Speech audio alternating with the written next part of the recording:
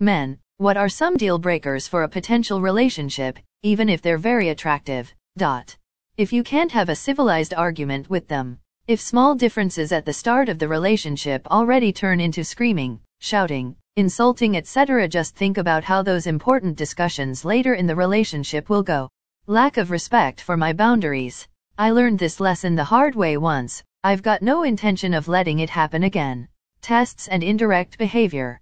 If you want something, tell me. I'm not playing a game just to see if I'm worth your attention. You don't treat the things I care about or respect seriously. LT shows me you won't even put in the effort to act like you care. The idea of I don't have to bring anything to the table and you have to bring everything. If you're a deadbeat leech, I'm not interested in wasting my time on you. If they breathe their politics too loudly, I'm fully open to someone who doesn't perfectly align to my idea of a worldview, but if they're super loud about it, that looks incredibly cringy and tactless. I don't care if it's for something I agree with or not. There's more to life than mindless tribalism. Seeing how they speak to other people, especially when they aren't around. If they shit talk their friends when they aren't around, why would you think they wouldn't do that to you as well? Also, if they can't keep a secret. Everybody in 90 Day Fiancé. Not being able to apologize. Everybody makes mistakes, doesn't matter. Own up to it and I respect you even more. Seek excuses? Bye. Complaining about everything. I broke off with a girl on our third date because she was mad I wasn't jealous. So I'll guess jealousy? Toxicity in general. Any form of, if you can't handle me when I'm a sleaze bag, piece of shit, then you don't deserve me when I'm a lesser sleaze, piece of shit. You know what? You're right. Later, man. They spend 90% of their free time sat on their phone but get annoyed when you play a few hours of PlayStation to relax. If they're full of themselves, can't have someone who can't joke and make fun of themselves and bases life on how many likes they get on social media. Lying, saying stuff about you behind your back, being mean to people for no reason, being fake. Doesn't let you have time to yourself / their entire life revolves around you to the point that they suffocate you. Huge red flag when they ask you for every little detail when you've been somewhere without them, i.e. out with friends or something, and basically accusing you of cheating, then getting overly defensive and secretive, showing really strong cheater signs themselves. Talking about exes too much to the line of comparing you to. Big no for me. Edit. Thank you all for the awards, and I would like to clarify few things. Sure, sometimes it's completely okay to talk about your ex-partner. It is part of your life. But if you do it too soon or talk about it way too often, that does raise few red flags. And as I said, if they compare you to the ex, it can be okay if it's way down the road and you are already dating. But on second date, that's mostly bad for several reasons. It's okay to have passed and talk about it when the timing is right. But talking about your ex openly and too much, way too early, is just a red flag for me. No test behavior. Be straightforward or I'll assume you're likely to instigate dumb shit drama. Honesty for honesty. Zero effort put into simple maintenance actions.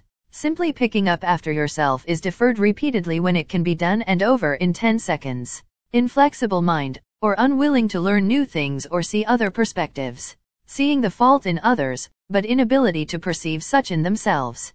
Met this girl in college, nice personality, smoking hot body, invited her over to my dorm for some Netflix and chill, and quickly noticed she had how to put it delicately, a severe beau problem. I'm talking rank, and when she took her shoes off it was worse than some of the guys I used to play basketball with. Okay, not a deal breaker. Maybe she just had a long day and hadn't had a chance to take a shower. Happens to all of us. So we got together a few more times, and if anything it got worse, so I tried dropping some subtle hints. She finally told me she was into something called natural hygiene and didn't bath more than once every couple weeks or ever use deodorant, soap, or shampoo.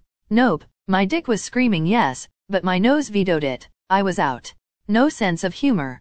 If they are terrible with finances.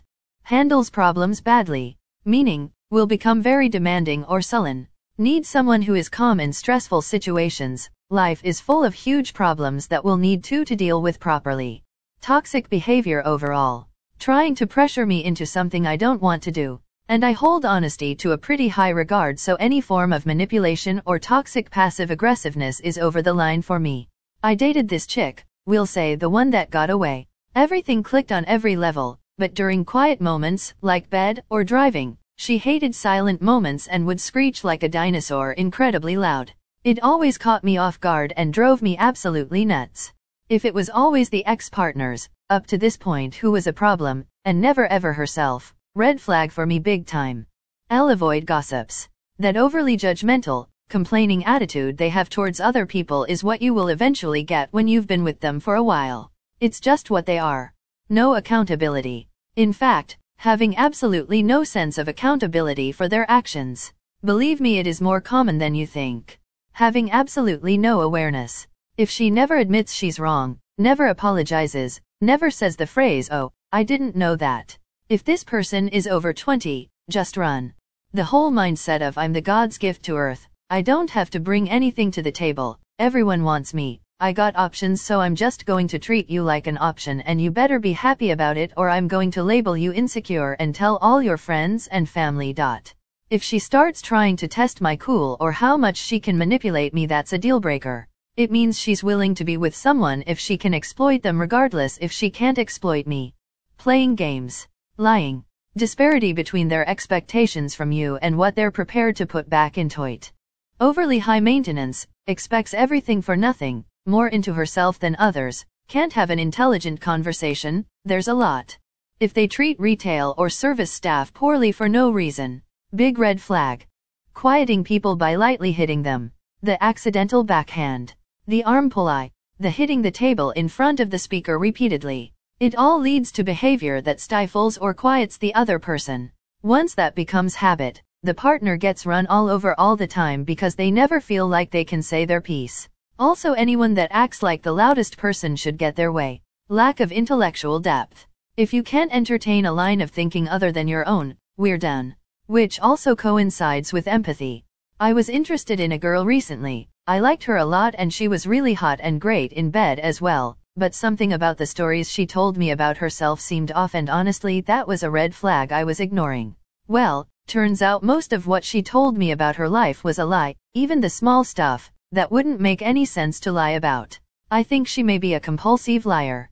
We weren't exclusive or anything, we were just going out so far, so there was nothing to really break up, so I just stopped contacting her. If she has anger issues, them bitches crack your head open. Learned from personal experience.